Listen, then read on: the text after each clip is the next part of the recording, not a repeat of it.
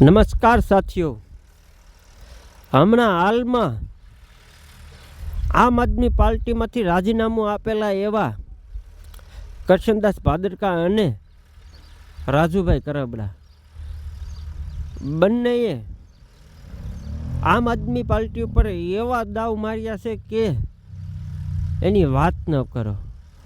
અને હાલમાં તેઓએ કરશનદાસ ભાદરકાએ એવું કીધું કે અરવિંદ કેજરીવાલજી ભાજપમાં જોડાશે, ભગવત માન સાહેબ કોંગ્રેસમાં જોડાશે અને ગોપાલ ઇટાલિયા ભાજપમાં જોડાશે અને બિજરાજ સોલંકી અને રાજુ સોલંકી બાપ દીકરો કોંગ્રેસમાં જોડાશે.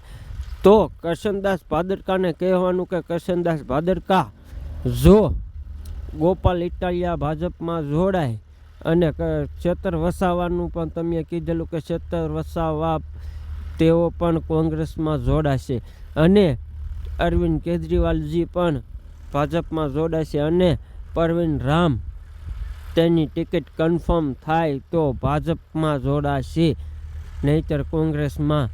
તો આ અરવિંદ કેજરીવાલ, ભગવત માન, ક્ષેત્ર વસાવા, હેમંત ખવા અને ગોપાલ ઇટાલિયા અને પરવીન રામ એવા ઘણા બધા આમ આદમી પાર્ટીના નેતા જો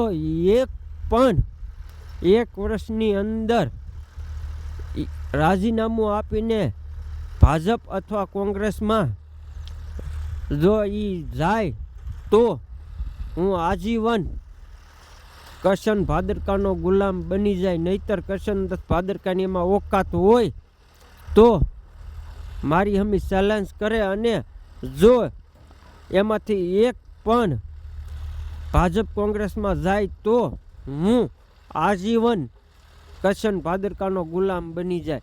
કરશનદાસ ભાદરકાને બસ એને રાજીનામું આપ્યું અને એ પાર્ટીમાં જોડાઈ ગયા એટલે એને એવું જ બધું કે નહીં ઓલો આમ ને ઓલો આમ ને ઓલો આમ. તો તમે કેટલા દૂધે ધોયેલા હતા?